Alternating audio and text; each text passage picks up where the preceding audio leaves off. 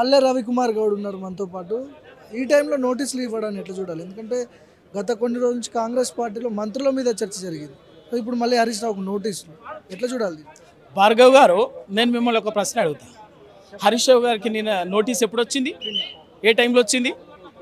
అంటే నైని బొగ్గు విషయంలో ఈయన మాట్లాడడం వల్ల దాని తర్వాత వచ్చిందని మీరు మాట్లాడారు. అంతే కదా.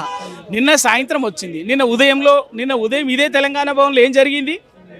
హరీష్ రావు గారు ఉదయం 11 గంటలకు ఇదే తెలంగాణ భవన్లో కాంగ్రెస్ పార్టీ ప్రభుత్వం, ముఖ్యమంత్రి రేవంత్ రెడ్డి, ఆయన మంత్రివర్గ సహచరులు సింగరేణి కాలరీస్కి సంబంధించినటువంటి ఒరిస్సాలోని నైని బ్లాక్ బొగ్గు గన్లని టెండర్లని దక్కించుకోవటం కోసము నిబంధనల్ని తుంగలో దొక్కి ఎంత కుంభకోణానికి పాల్పడ్డారో, ఏ విధంగా చేసిండో దాన్ని సాక్ష్యాలతో సహా వాస్తవాలతో సహా హరీష్ రావు గారు నిన్న తెలంగాణ భవన్లో తెలంగాణ సమాజానికి విడమర్చి చెప్పిండు. తెలంగాణ సమాజానికి అర్థమవుతుండగానే వెంటనే ఇది మళ్ళీ ఎటో పోతుంది, మళ్ళీ మా మెడకు చుట్టుకుంటుంది, మమ్మల్ని తెలంగాణ సమాజం, తెలంగాణ ప్రజలు మమ్మల్ని అదే సింగరేణి బొగ్గు గన్లలో తొక్కి పాతరేస్తారని రేవంత్ రెడ్డి గారి ప్రభుత్వము వెంటనే సాయంత్రం కల్లా హరీష్ రావు గారిని వేధించడం కోసము రాజకీయంగా విచారణ పేరు మీద సిట్టు నోటీస్ ఇస్తుంది. చర్చ రాగానే రద్దు చేసారు కదా, టెండర్లు కూడా రద్దు చేయడం జరిగింది.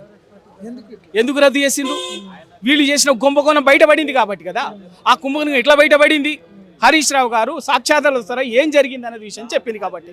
మొత్తం అన్ని కూడా రద్దు చేయలే కదా, కొన్నిటినే కదా. ఆ కుంభకోణంలో 25 సంవత్సరాలకు సంబంధించినటువంటి టెండర్ కుంభకోణము వీళ్ళు దోచుకోవటానికి, ఇంత దాష్టికానికి నిబంధనల్ని చట్టం ఏమీ లేకుండా ఇష్టానుసారంగా చేసిరు కాబట్టి ఆ విషయాన్ని హరీష్ రావు గారు పూస కూర్చున్నట్టు విడమర్చి చెప్పారు కాబట్టే ఇవాళ హరీష్ రావు గారు టెండర్లు ఎవరికి పోయినాయి, ఎవరికి రావాల్సిన టెండర్లు అవి ఎవరికి వచ్చినాయి, ఎందుకు రద్దు చేశారు? అసలు ఎవరికి వారం రోజులుగా చూస్తున్నాం కదా ఏం జరిగిందో ఈ టెండర్ల కథలకు సంబంధించి. మంత్రుల మధ్యనే ముఖ్యమంత్రి బామ్మర్ది అని హరీష్ రావు గారు ఆరోపించారు. కొంతమంది బట్టి విక్రమార్కకి సంబంధించిన ఇదని చెప్తుంటారు, కోమటిరెడ్డి వెంకటరెడ్డి అంటారు. ఏంటి అసలు ఇవన్నీ మూడు? నేను చెప్పింది కూడా అదే. ఇప్పుడు ఏమైంది, వీళ్ళ మధ్యననే మాకు కావాలి అని చెప్పేసి 3 వర్గాలు పోటీ పడ్డాయి. ముఖ్యమంత్రి ఒకటి, ఉప ముఖ్యమంత్రి ఒకటి, మీరన్న కోమటిరెడ్డి వెంకటరెడ్డి గారి సోదరుడికి సంబంధించినటువంటి కంపెనీ ఒకటి, ఇవన్నీ మనం చూస్తున్నాం పోటీ పడ్డాయి.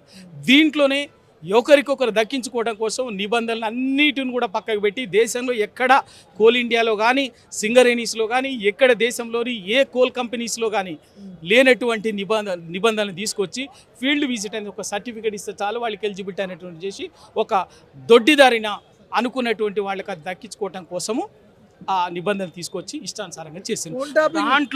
దాంట్లో వీళ్ళ దాష్టికం కోసం, వీళ్ళ దోపిడికి, వీళ్ళ అరాచకానికి, అవినీతికి అవసరమైతే ఒక మహిళా ఐఏఎస్ అధికారిని కూడా వ్యక్తిత్వాన్ని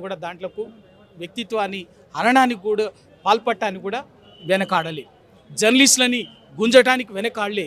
అంటే దాన్ని బట్టి గ్రహించాల్సింది ఏంటంటే వీళ్ళ అవినీతి కోసం, వీళ్ళ అవసరం కోసం, వీళ్ళ స్వార్థం కోసం ఎటువంటి నీచానికైనా, ఎటువంటి నికృష్ట రాజకీయాలకైనా దిగజారుతారన్నదాన్ని ఇవాళ దీంతో మనం గ్రహించాలి. ట్యాపింగ్ విషయంలో సుప్రీంకోర్టు కూడా వ్యాఖ్యానించింది, ఇందులో ఏం లేదని చెప్పి. మళ్ళీ ఎందుకు తెర మీదకి తీసుకొచ్చినట్టు మరి మీరే చెప్తున్నారు కదా భార్గవ్ గారు. సేమ్ అంతే. ఇప్పుడు కేవలం ఏంటంటే వీళ్ళు దీంట్లో ఏదో తేలుతుంది, ఏదో నిజాలవుతుంది వీళ్ళు ఏదని చెప్పేసి. ఫోన్ ట్యాపింగ్ అనేది ఈ దేశంలో ఎప్పటి నుంచో ప్రభుత్వాలు, రక్షణ వ్యవస్థలు, నిఘా వ్యవస్థలు అధికారికంగానే చేసేటటువంటివి. ఆ ప్రభుత్వం ముఖ్యమంత్రికో లేకపోతే ప్రధానమంత్రికో సంబంధం ఉండదు. నేరుగా రక్షణ వ్యవస్థ వాళ్ళ కోసం ఒక తీవ్రవాద సంస్థలకు సంబంధించి కానీ, నక్సలైట్ యాక్టివిటీస్ సంబంధించి కానీ, ఇంకా టెర్రరిస్ట్ యాక్టివిటీస్ సంబంధించినటువంటి వాస్తవాలని, వాటికి సంబంధించినటువంటి వాటిని కానీ తీయటానికి అవి నిఘా వ్యవస్థలు వాళ్ళు చేసే పని వాళ్ళు చేస్తుంటారు. ఎపిసోడ్ గురించి మొత్తం చివరిగా ఏం చెప్పదలుచుకున్నారు? కేవలం ప్రతీకార